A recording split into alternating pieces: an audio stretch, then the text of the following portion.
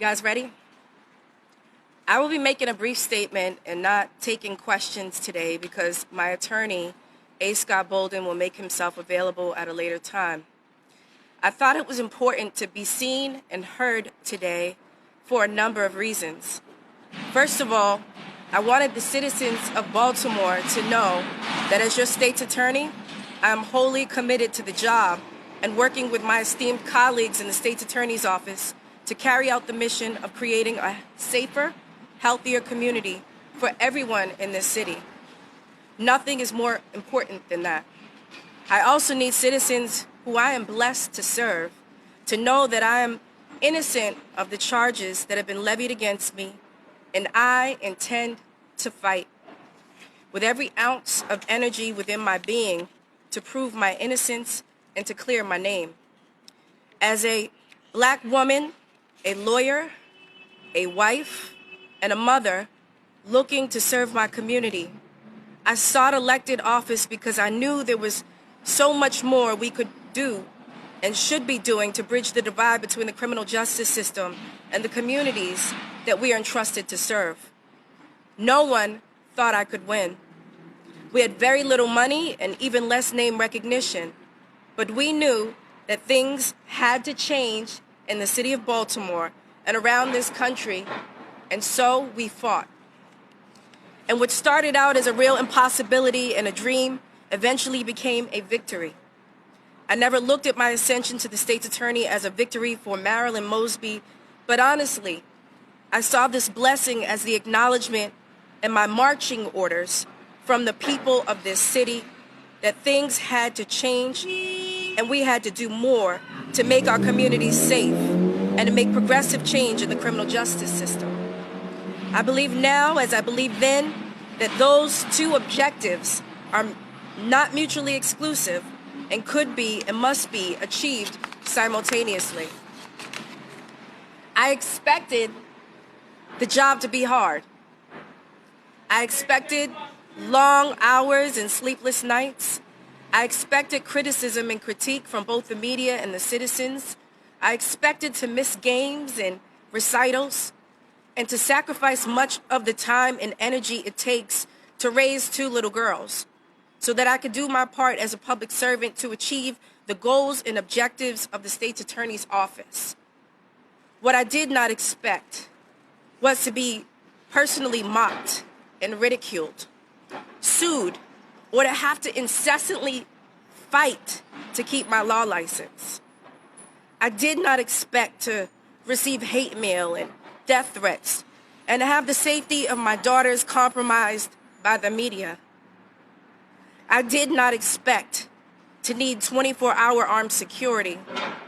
I did not expect to incur personally more than $500,000 in legal bills, defending myself from frivolous investigations and attacks on nearly every front.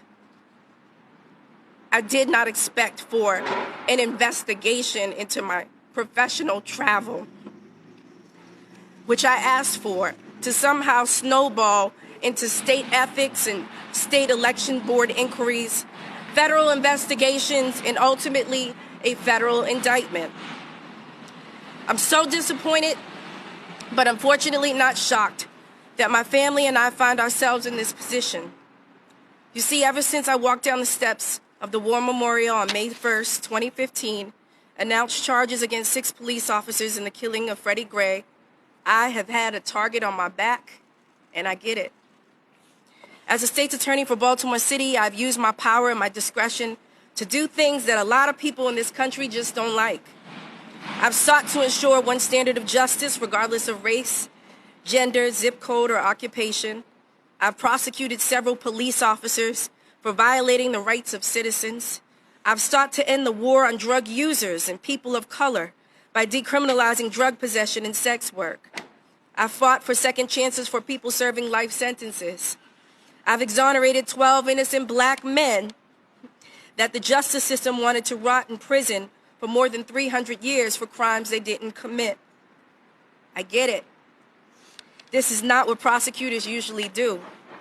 And many people will forever hate me for it. Because of my commitment to racial justice, I've had to contend with powerful institutions that have come after me by any means necessary. Donald Trump called for me to be prosecuted several years ago, and I fought back against his administration. I fought back against the governor who plays politics and doesn't like my policies. I fought back against the consistent harassment of the Fraternal Order of Police. I fought back against the right-wing media that trades on misinformation and scaremongering. I fought back against the same U.S. Attorney's Office that is charging me now when they warned me not to charge the police in the Freddie Gray case. I fought back against the exact same federal prosecutors prosecuting me now who maliciously and erroneously implicated my office in the Gun Trace Task Force scandal. What I've come to learn in fighting for what's right is that there are many in this country wholly committed to defending the status quo, who also realize that those of us who are equally committed to dismantling the status quo represent a threat to business as usual in this city and in this country. I get it. But the people who sent me here did so because they know we need to fight against mass incarceration and dismantle the status quo of the criminal justice system that has devastated far too many families and communities in this city and in this country. Quite simply, I fight for those who don't have enough people fighting for them in place. I firmly believe that differences in ideology, policy positions, and governing philosophies are fair game and should be passionately debated and heavily scrutinized. That's democracy at work. But our differences in policies and governing should not make any of us subject to unreasonable and unyielding, abusive attacks, investigation, and prosecution. I'm here before you today to state unequivocally that I am innocent, and I intend to do what I've always done since I became state's attorney for the city and in the city that I love. Fight. I will fight these charges with everything I have in me, and I will be victorious. Because as a woman of faith, I know and I stand firmly in the promises of Isaiah 54:17, that no weapon formed against me shall prosper. I'm built for this, and I will not be distracted from doing my job. Clearly, there are limits to what I can say, and you will certainly be hearing from my legal representative soon. But I wanted the people of Baltimore to hear it from me. I have done nothing wrong. I did not defraud anyone to take my money from my retirement savings, and I did not lie on any mortgage application. Prior to yesterday's indictment, I offered to prove my innocence by making myself available to present exculpatory evidence to the grand jury, but the U.S. attorney and the lead prosecutor in the case, who is donated to my political opponents and who has personal animus towards me, has refused to allow me to do so. Please don't be fooled. We are now 5 months from my next election, and this indictment is merely a political ploy by my political adversaries to unseat me. But please also understand that I will never let that happen without a fight.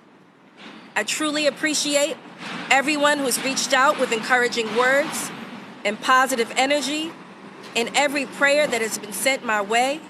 My family and I are deeply humbled by the support, and I assure you that we are as committed as ever to continuing to fight for the people and the city that we love. Thank you.